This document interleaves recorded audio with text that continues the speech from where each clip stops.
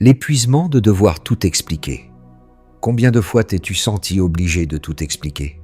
De justifier ta fatigue, ton silence, ton choix, ton absence. Tu dis « ce n'est pas contre toi, je n'ai pas voulu blesser, je suis juste fatigué ». Et à force de te justifier, tu t'épuises.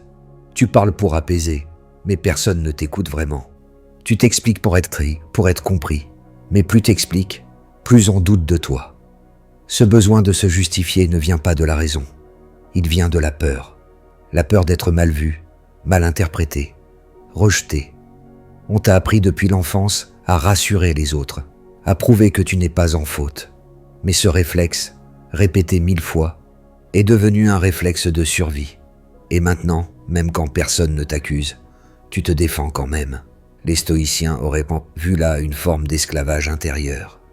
Marc Aurèle écrivait « Si tu cherches à paraître juste, tu ne le seras jamais vraiment. Sois juste et laisse les autres juger. » Autrement dit, celui qui veut convaincre tout le monde perd sa paix à force de vouloir la garder. Regarde autour de toi. Le monde valorise le bruit, la réaction, la justification immédiate. Dans les conversations, les réseaux, le travail, il faut toujours expliquer. Pourquoi tu penses cela? Pourquoi tu agis ainsi? Pourquoi tu ne réponds pas? Pourquoi tu changes? Et si tu ne dis rien, ton silence devient suspect. Mais à quoi bon expliquer ce que les autres ont déjà décidé de ne pas comprendre? Chaque justification te vide un peu plus. Tu crois clarifier, mais tu t'enfermes. Tu crois apaiser, mais tu nourris le malentendu. La vérité, c'est que la plupart des gens n'écoutent pas pour comprendre. Ils écoutent pour répondre. Alors tu parles encore et encore, et ton calme s'effrite à force d'être mal interprété. Sénèque disait « Celui qui se justifie avoue déjà sa faiblesse. » Mais ce n'est pas une condamnation, c'est une invitation. Une invitation à comprendre que tu n'as pas à prouver ta sincérité à ceux qui doutent de toi par habitude. Car la vérité ne se démontre pas, elle se vit. Il y a une lassitude profonde dans le besoin constant de s'expliquer. Une fatigue de l'âme qui naît quand tu transformes chaque geste en défense. Tu veux être compris, mais ce que tu cherches vraiment, c'est la permission d'être toi-même, sans justification. Et c'est là que commence la sagesse stoïcienne. Quand tu comprends que tu n'as pas à tout dire pour être clair, ni à tout prouver pour être juste. Ta paix ne dépend pas de leur compréhension, mais de ton silence choisi. Pourquoi on se justifie? Pourquoi ce réflexe est-il si ancré en nous? Pourquoi, même lorsque personne ne nous demande rien, nous sentons ce besoin urgent de tout expliquer, de tout justifier, comme si exister demandait une permission? Cela vient d'abord de la peur d'être mal jugé, rejeté, mal interprété. Depuis l'enfance, on nous apprend à mériter l'amour et l'approbation. On nous dit « explique-toi, excuse-toi, montre que tu as de bonnes intentions ». Et peu à peu, la sincérité devient une démonstration. Tu n'agis plus librement, tu te prépares à te défendre. Épictète disait « Ce ne sont pas les choses elles-mêmes qui troublent les hommes, mais les opinions qu'ils s'en font. Tu ne crains pas vraiment ce que les autres pensent, tu crains ton idée de ce qu'ils pensent. Tu projettes leur jugement, tu anticipes leur regard et tu deviens ton propre surveillant.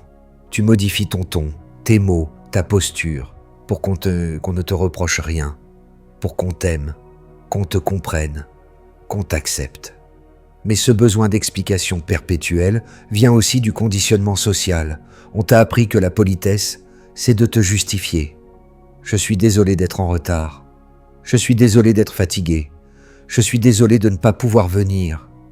Tu t'excuses d'exister, parfois même avant d'avoir dérangé qui que ce soit. C'est une forme invisible de soumission. Le besoin d'être irréprochable pour mériter la tranquillité. Les stoïciens, eux, voyaient la dignité comme un état intérieur, indépendant du regard des autres. Marc Aurèle écrivait « Si ce que tu fais est juste, ne crains pas le jugement. Si ce que tu fais est injuste, ton explication ne te sauvera pas. » Autrement dit, si tu vis selon ta conscience, Tu n'as pas à convaincre qui que ce soit. Mais le monde moderne complique cela. On vit dans un bruit constant, chacun s'exprime, commente, exige des explications. Les réseaux, les conversations, les relations, tout semble exiger une justification immédiate. Le silence est perçu comme de l'arrogance, la réserve comme une offense. Alors, pour rester en paix, tu parles, tu expliques, tu précises, tu surrassures, et chaque mot devient un renoncement à ton calme. Mais la vérité, c'est que plus tu cherches à être compris, plus tu donnes de pouvoir à ceux qui te jugent. Tu leur offres ton énergie, ton temps, ton tranquillité. Tu deviens dépendant de leur validation. Et c'est cela, la vraie prison. Sénèque disait « Celui qui dépend du regard des autres se condamne à vivre dans leur ombre. » Et cette ombre, tu la portes sans même t'en rendre compte. Elle t'empêche d'être libre. Elle t'oblige à mesurer chacun de tes gestes à travers leurs yeux. Mais la liberté stoïcienne commence ici, quand tu comprends que tu peux être mal compris et que ce n'est pas grave. Quand tu cesses de vouloir être clair pour tous et que tu décides simplement d'être vrai, car la vérité n'a pas besoin d'être expliquée 1000 fois. Elle se reconnaît dans la cohérence, pas dans les mots. Et la paix intérieure ne naît pas dans la justification, mais dans la confiance silencieuse que tu mets dans tes actes. Les 7 façons dont tu te justifies sans t'en rendre compte. 1. Tu t'excuses avant même d'agir. Tu le fais sans y penser. Avant de parler, tu t'excuses. Avant de donner ton avis, tu dis « Désolé, mais… » Avant de poser une limite, tu cherches à l'adoucir, à la justifier, comme si ton existence devait passer par un filtre d'approbation. Tu t'excuses d'être fatigué. Tu t'excuses de dire non. Tu t'excuses même parfois d'avoir raison. Et à force, ces excuses deviennent ta seconde nature. Tu crois qu'elles t'aident à paraître gentil, humble, respectueux. Mais en réalité, elles t'effacent lentement. Pourquoi fais-tu cela? Parce que tu as peur. Peur qu'on te juge froid, ingrat, égoïste. Alors tu t'excuses pour exister, comme si respirer prenait trop de place. Mais le stoïcien n'a pas besoin de s'excuser d'être lui-même. Marc Aurèle disait « Sois droit et ne dis pas que tu l'es ». Autrement dit, sois simplement aligné avec ce que tu crois juste, sans chercher à enrober ta vérité de douceur inutile. Tu n'as pas à t'excuser de ta clarté, ni de ton calme, ni de ton espace. Quand tu t'excuses sans raison, tu envoies un message silencieux au monde. Mon existence dérange un peu, et ce message, les autres le sentent. Ils s'y habituent. Ils apprennent que ton temps est négociable, que ton oui peut être arraché, que ton non demande une justification. Mais le respect ne naît pas des excuses. Il naît de la cohérence. Les stoïciens le savaient. Le silence vaut mieux qu'une justification inutile. Quand tu es en paix avec ton intention, tu n'as rien à défendre. Sénèque écrivait « Celui qui s'excuse avant d'être accusé se juge lui-même ». Cette phrase peut paraître dure, mais elle pointe une vérité. Te justifier en permanence, c'est douter de ta légitimité. Et à force de douter, tu invites les autres à douter aussi. La vraie humilité, ce n'est pas de t'excuser tout le temps, c'est de savoir reconnaître quand tu n'as rien à prouver. Tu peux dire non sans justification. Tu peux dire « je ne suis pas disponible » sans dérouler tout ton emploi du temps. Tu peux dire « je ne suis pas d'accord » sans écrire un essai de philosophie morale. Chaque excuse inutile te prive d'un peu de ta force tranquille. Chaque justification affaiblit ton autorité naturelle, mais chaque silence choisi, chaque phrase simple et claire te rend un peu plus libre. Alors, la prochaine fois que tu sens venir l'envie de t'excuser sans raison, respire et dis-toi simplement « Je n'ai rien fait de mal ». Parce que c'est vrai, tu n'as pas à t'excuser d'être honnête, ni d'être toi. Et c'est là que commence la vraie liberté, quand tu n'as plus besoin d'être pardonné pour exister. 2. Tu expliques tes choix à ceux qui ne les respectent pas. Tu as déjà remarqué à quel point tu te sens obligé de te justifier, surtout devant ceux qui ne t'écoutent pas, s'ils n'écoutent pas vraiment. Tu expliques, tu reformules, tu précises, comme si plus de mots allaient changer leur regard. Mais la vérité, c'est que tu parles à des murs. Tu expliques pourquoi tu prends une décision, pourquoi tu t'éloignes, pourquoi tu refuses une invitation ou une collaboration. Tu crois que si tu dis les choses avec douceur, on te comprendra. Mais souvent, ceux qui ne respectent pas tes choix ne cherchent pas à comprendre. Ils cherchent à garder le contrôle. Alors tu t'épuises à justifier ton autonomie. Et plus tu expliques, moins ils t'écoutent. Parce qu'à leurs yeux, le simple fait que tu te défendes est déjà la preuve que tu doutes. Marc Aurèle disait « Celui qui agit selon la raison n'a pas besoin de témoins. » C'est là toute la sagesse stoïcienne. L'acte juste se suffit à lui-même. Quand tu fais ce que tu crois bon, tu n'as pas à convaincre ceux qui vivent dans le bruit. Le sage agit, le reste parle. Mais nous avons appris à confondre explication et légitimité. Tu veux que ton choix soit compris, comme s'il fallait une autorisation extérieure pour être valide. Tu veux qu'on dise « Oui, tu as raison », mais ce « oui » devient une drogue. Il t'empêche d'apprendre à exister sans approbation. La réalité, c'est que beaucoup n'acceptent pas ton calme. Ils y voient de la froideur, ou pire, de la supériorité. Alors tu te sens obligé d'adoucir ton clarté, d'expliquer que ce n'est pas contre eux, mais le vrai respect ne vient pas de la justification. Il vient de la constance. Sénèque écrivait « Celui qui cherche à plaire à tous n'appartient plus à lui-même. » Et chaque fois que tu expliques un choix à quelqu'un qui n'en a jamais respecté un seul, tu t'éloignes un peu plus de ta souveraineté intérieure. Le stoïcien n'est pas dur, il est lucide. Il ne se ferme pas, il choisit simplement où il met son énergie. Il sait que les mots n'éclairent que ceux qui veulent te voir, et que la parole devient inutile quand elle cherche à convaincre la mauvaise oreille. Alors pourquoi continues-tu à expliquer tes choix à ceux qui les méprisent? Ce n'est pas ton devoir de les éduquer à ton calme, ni de les convaincre de ta sincérité. Ton chemin n'a pas besoin de permission, seulement de direction. Le respect de soi commence quand tu cesses d'expliquer, quand tu dis « voici ma décision » et que tu t'y tiens, sans arrogance, sans justification, simplement avec la fermeté tranquille de celui qui sait qu'il agit selon ce qui est juste. Le monde testera toujours ta clarté. Certains te jugeront froid, d'autres distant, mais ceux qui vivent avec la même lucidité te reconnaîtront immédiatement, et tu comprendras que la vraie compréhension ne se demande pas, elle se rencontre. Alors, n'explique plus ce qui est évident pour ton cœur, car plus tu défends ta vérité, plus elle semble fragile, mais quand tu la vis, elle devient inébranlable. 3. Tu adaptes ton langage pour être accepté. Tu le fais sans même t'en rendre compte. Tu changes la manière dont tu parles selon la personne qui te fait face. Tu modères ton ton, tes mots, ton énergie, comme si chaque conversation était un test à réussir. Avec certains, tu te montres plus doux.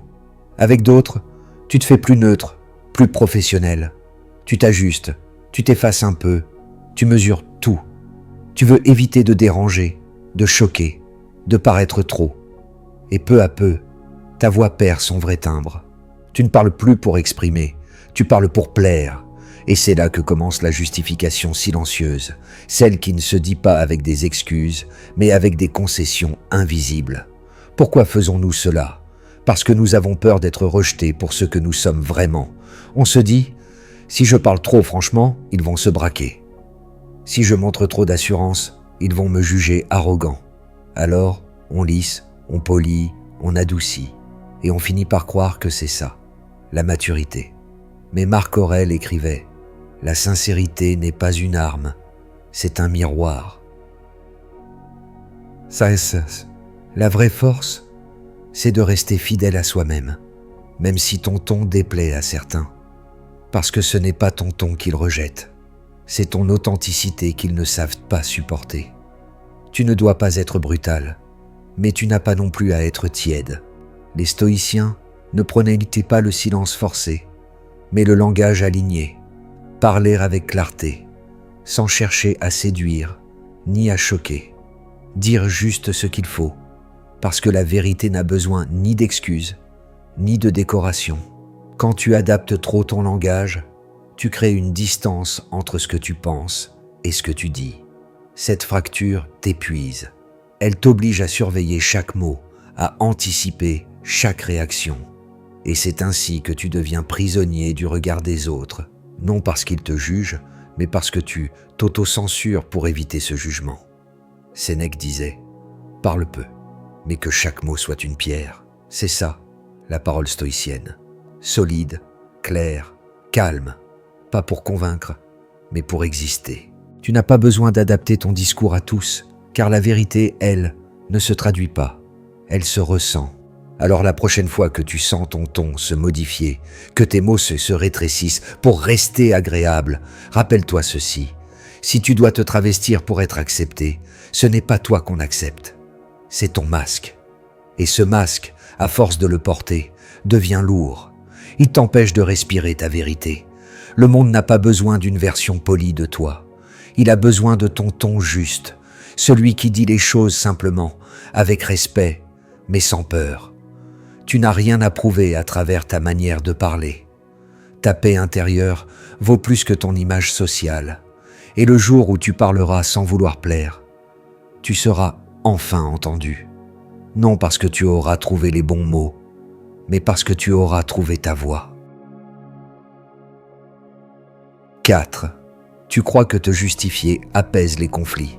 Quand le ton monte, quand le regard de l'autre devient dur, tu penses que la solution est simple. Expliquer. Tu parles, tu te défends, tu rassures. Tu dis « ce n'est pas ce que je voulais dire ». Tu as mal compris. Je t'explique pour qu'on ne se dispute pas. Mais à chaque mot, tu sens la tension grandir. Plus tu essaies de calmer, plus le feu s'étend. C'est paradoxal, mais vrai. La justification n'éteint pas le conflit, elle l'alimente.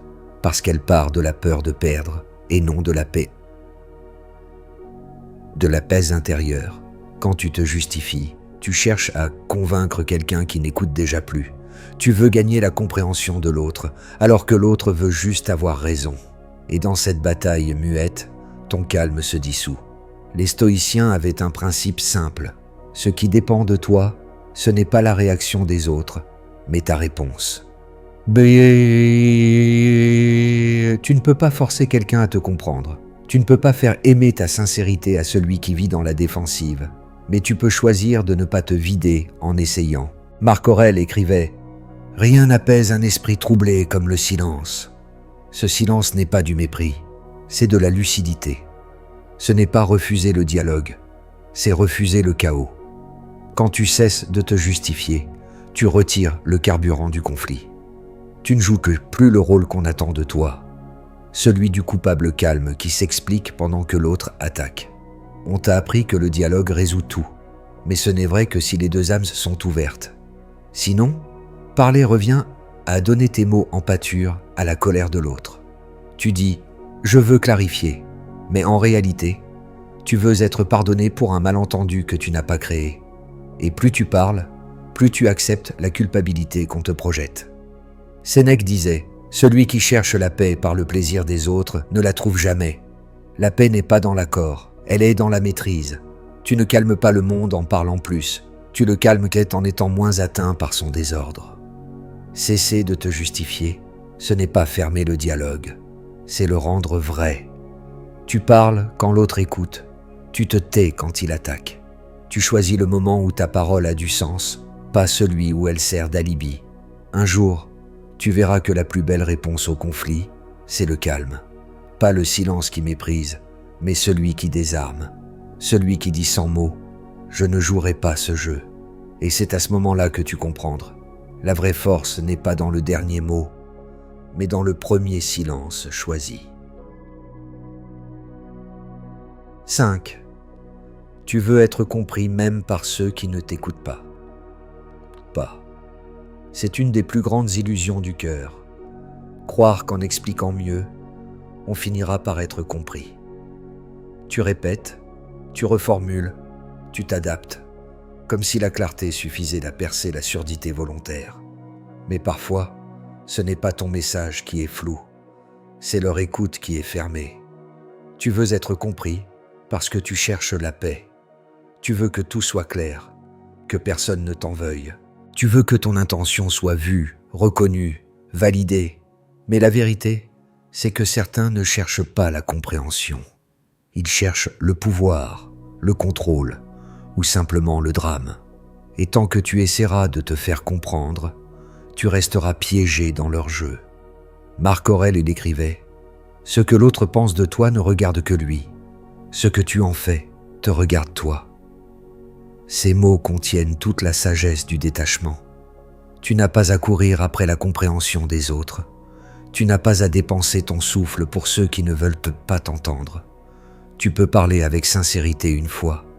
Et si cela ne suffit pas, le silence devient ta meilleure réponse. Le problème, c'est que tu crois que ne pas être compris, c'est être coupable. Tu as intégré que malentendu, faute. Alors tu veux réparer, expliquer, justifier. Mais ce réflexe, c'est une chaîne invisible. Tu te condamnes à revivre la même scène encore et encore, à plaider ton innocence dans un tribunal qui n'existe que dans ta tête. Les stoïciens l'avaient déjà compris. L'homme en paix n'a pas besoin d'être compris, parce qu'il agit en accord avec sa raison. Il fait ce qu'il croit juste et laisse les opinions suivre leur cours, comme le vent autour d'une montagne. Sénèque disait « Celui qui veut que tout le monde le comprenne renonce à se comprendre lui-même. » Tu ne peux pas être à la fois sincère et accepté de tous. La clarté dérange, la cohérence blesse, et ton calme semblera toujours suspect à ceux qui vivent dans le tumulte. Mais ce n'est pas ton problème. Ce n'est pas ton rôle d'ajuster ton cœur à la confusion des autres. Souvent, ton besoin d'être compris naît d'une ancienne blessure, celle de ne pas avoir été entendu quand tu étais sincère. Alors aujourd'hui, tu veux combler ce vide en parlant plus, en expliquant mieux, mais ce n'est pas dans la parole que tu guéris, c'est dans l'acceptation. Accepter que certains ne comprendront jamais et que ce n'est pas grave. Car la vraie compréhension ne passe pas par les mots, elle se manifeste dans la constance. Tu n'as pas besoin d'expliquer ta vérité à ceux qui observent. Ils la verront dans ton comportement, et ceux qui refusent d'os de voir, aucun discours ne les convaincra. Alors cesse de chercher à être compris à tout prix. Ton calme parlera pour toi. Ta cohérence deviendra ta preuve. Et ton silence sera ton bouclier. Tu n'as pas été créé pour convaincre, tu as été créé pour être vrai. Et cette vérité, même incomprise, restera ton plus grand pouvoir. 6. Tu doutes de toi dès qu'on te remet en question. Il suffit parfois d'un mot, d'un regard, d'une remarque. Quelqu'un te dit « T'es sûr ?» Et soudain, tout ton calme se fissure. Tu remets en question ce que tu pensais vrai. Tu doutes de tes choix, de tes intentions, comme si l'opinion de l'autre valait plus que ta propre clarté. C'est un poison lent, le doute né du regard des autres. Tu peux être convaincu d'agir justement, mais dès que quelqu'un t'interroge avec insistance, tu sens le besoin de tout expliquer. Tu veux prouver que tu n'es pas fou, que ton raisonnement est solide, que ton cœur était sincère. Mais plus tu t'expliques, plus tu t'éloignes de toi, parce que ce n'est pas de l'humilité, c'est une dépendance subtile. Tu veux être sûr de toi, mais tu cherches cette certitude dans les yeux des autres. Et ces yeux changent d'avis au gré du vent. Marc Aurèle disait « La tranquillité vient quand on se contente de son propre jugement. » Cette phrase est d'une simplicité brutale. Ta paix ne dépend pas de l'accord, mais de ta cohérence. Si tu agis avec droiture, tu n'as rien à craindre, même si les autres doutent. Pourtant, on t'a appris à te remettre en question comme une vertu. Et oui, questionner tes actes peut être noble, mais douter de ton être, c'est une blessure. Les stoïciens distinguaient le doute fécond, celui qui perfectionne la raison, du doute corrosif, celui qui détruit l'âme. Le premier t'élève, le second t'éteint. Chaque fois que tu expliques tes intentions pour dissiper le doute des autres, tu leur cèdes un peu de ton autorité intérieure. Tu les laisses juger ton cœur, ton bon sens, ta vérité. Et à force de le faire, tu oublies d'écouter ta propre voix.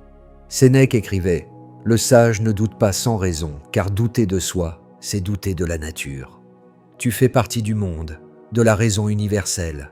Tu n'as pas été créé pour vivre dans la justification permanente, mais pour agir selon ta conscience. Et quand ton intention est claire, tu n'as rien à défendre.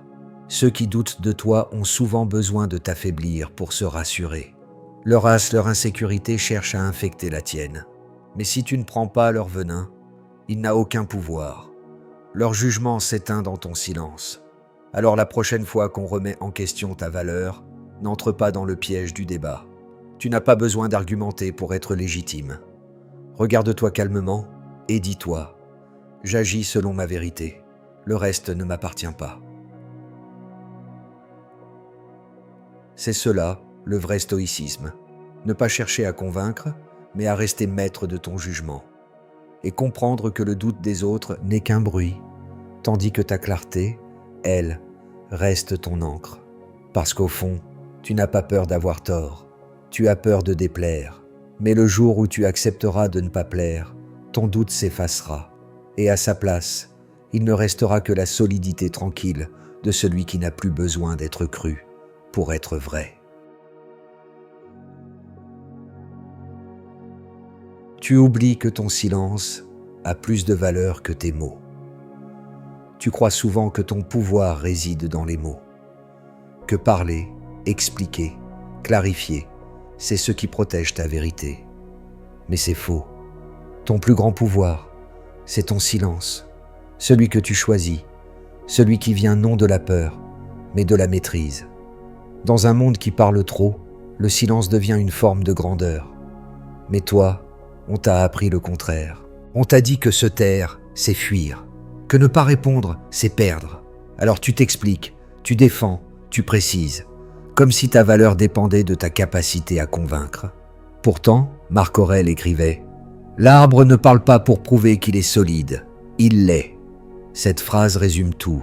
La vérité n'a pas besoin de bruit, elle n'a pas besoin d'être crue, elle a seulement besoin d'être vécue.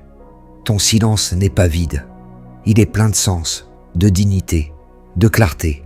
Il dit « Je n'ai pas besoin de prouver ce que je sais déjà. » Il dit « Ma paix ne dépend pas de ton approbation. » Et cette posture, ce calme, déstabilise, parce que la majorité des gens confondent le silence avec la faiblesse, alors qu'il est la forme la plus haute du contrôle de soi. Les stoïciens faisaient du silence une discipline. Épictète recommandait de ne parler que lorsque c'était nécessaire. Sénèque ajoutait « Beaucoup regrettent d'avoir parlé. Aucun de s'être tu. Le silence, pour eux, n'était pas absence, c'était puissance. Chaque mot retenu préserve ton énergie. Chaque phrase évitée renforce ta clarté. Quand tu apprends à te taire, tu cesses d'être dépendant du regard des autres. Tu comprends que la paix ne vient pas de l'explication, mais de la stabilité. Et tu découvres que ce que tu ne dis pas a souvent plus d'impact que ce que tu dis. Dans le silence, les masques tombent. L'autre projette ses propres peurs. Et toi, tu n'as plus besoin de réagir. Tu laisses la vérité se montrer d'elle-même. C'est là toute la beauté du calme stoïcien. Il ne cherche pas à dominer. Il laisse le monde s'agiter jusqu'à ce qu'il s'épuise.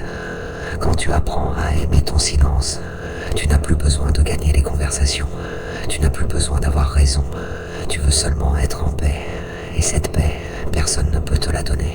Elle naît du moment où tu comprends que le silence est ton dernier mot. Alors, la prochaine fois qu'on t'accuse à tort ou qu'on exige des explications sans écoute, rappelle-toi, ta réponse la plus forte sera ton absence de réaction. Non pas par fierté, mais par lucidité. Car tout ce qui mérite vraiment une réponse trouve sa réponse dans le temps. Ton silence ne signifie pas que tu cèdes. Il signifie que tu choisis ton champ de bataille. Et celui du sage, ce n'est pas la parole, c'est la paix. Le silence comme puissance stoïcienne. Le silence est mal compris. On le confond souvent avec la peur, la fuite ou l'indifférence. Mais pour le sage, il n'a rien de tout cela. Le silence est une arme invisible, une force tranquille qui contient plus de pouvoir que 1000 discours. Les stoïciens l'avaient compris. La maîtrise du langage commence par la maîtrise du silence, car celui qui ne sait pas se taire ne sait pas vraiment parler. Marc Aurèle disait « Si ce que tu t'apprêtes à dire n'est pas plus utile que le silence, alors tais-toi ». Cette phrase, d'une simplicité absolue, résume la philosophie de la retenue. Le silence, ce n'est pas l'absence de réponse, c'est le choix de répondre autrement. Dans le tumulte du monde moderne, tout pousse à parler. Les réseaux sociaux, les débats, les conversations sans fin, chacun veut avoir le dernier mot, mais plus on parle, plus on se perd. Chaque mot jeté dans le bruit devient une étincelle de plus dans le chaos, et celui qui apprend à se taire devient une anomalie, un être rare, un être libre. Les stoïciens considéraient la parole comme un acte sacré, pas un réflexe. Ils enseignaient à leurs disciples à peser chaque mot comme on pèse une décision morale, parce qu'une fois prononcé, le mot ne revient plus, et les paroles prononcées dans la colère, la peur ou la justification ne révèlent pas la vérité. Elles la déforment. Sénèque écrivait « Celui qui sait se taire est déjà au-dessus de ceux qui crient ». Le silence, dans ce sens, n'est pas soumission. C'est supériorité morale, celle de ne pas se laisser tirer dans le désordre des autres. Quand tu restes silencieux face à la provocation, tu brises la dynamique du conflit. Tu refuses le rôle qu'on veut t'imposer. Et à cet instant, tu redeviens maître de toi. Mais attention, le silence stoïcien n'est pas un masque. Il n'est pas froid ni distant. C'est un silence habité, un silence conscient. Il dit « Je ne réponds pas parce que je n'ai rien à cacher ». Il dit « Je n'ai pas besoin de prouver que j'ai raison ». C'est un silence qui pèse, parce qu'il vient d'une âme en paix. Aujourd'hui, choisir le silence est presque un acte de rébellion. Dans un monde où tout s'expose, se taire, c'est reprendre possession de son espace intérieur. C'est dire « Mon esprit n'est pas une scène publique ». Et ce choix dérange, parce que ton calme confronte le vacarme des autres. Il les renvoie à leur agitation, et certains la confondent avec du mépris. Mais toi, tu sais que ton silence est ta frontière, ton temple, ton bouclier. Épictète disait « Les chiens aboient contre le calme qu'ils ne comprennent pas. Ne te laisse pas troubler par ceux qui veulent te forcer à parler. Leur besoin de bruit ne doit pas devenir ton obligation. Garde ton silence comme une forme de respect pour toi-même. Car le véritable pouvoir du stoïcien n'est pas de convaincre le monde, mais de rester immobile au milieu de son tumulte. Et ce pouvoir-là, aucun mot ne peut le décrire. Il se ressent. Comment se libérer du besoin d'expliquer ? Se libérer du besoin de tout expliquer, ce n'est pas devenir froid ni indifférent. C'est apprendre à exister sans dépendre du regard des autres. C'est comprendre que la clarté n'a pas besoin de validation et que ta vérité n'a pas besoin de témoins. Mais pour y parvenir, il faut d'abord observer ce qui t'enchaîne. Pourquoi ressens-tu ce besoin de tout justifier ? Parce que tu veux être compris. Parce que tu veux que ton intention soit perçue comme pure. Parce que tu confonds la paix des autres avec la tienne. Et parce qu'au fond, tu crois encore que ton calme a besoin d'autorisation. Les stoïciens t'auraient dit « La paix intérieure commence quand tu cesses de vouloir convaincre. » Car convaincre, c'est chercher à contrôler ce qui ne t'appartient pas. La perception de l'autre. Et ce que tu ne contrôles pas ne devrait jamais voler ton énergie. La première étape pour te libérer, c'est de remettre ton centre en toi-même. Ne plus vivre à travers les jugements extérieurs, mais à travers la cohérence intérieure. Quand tu sais pourquoi tu fais ce que tu fais, tu n'as plus besoin de le défendre. Tu deviens stable. Tu passes du mode réactif au mode présent. Marc Aurèle disait « Celui qui agit selon sa nature n'a pas besoin d'explication. »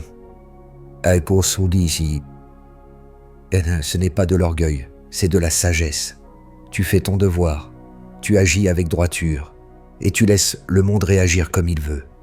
Car tout ce qui dépend du jugement d'autrui n'appartient déjà plus à ton domaine de maîtrise. La deuxième étape, c'est d'apprendre à faire confiance au silence. Ne pas répondre, ce n'est pas ignorer, c'est faire le choix conscient de la paix. Ce n'est pas fuir le dialogue, c'est refuser la dispersion. Le silence, ce n'est pas un mur, c'est un miroir. Il reflète la vérité de chacun. Ceux qui cherchent à comprendre y voient la clarté. Ceux qui veulent dominer y voient la résistance.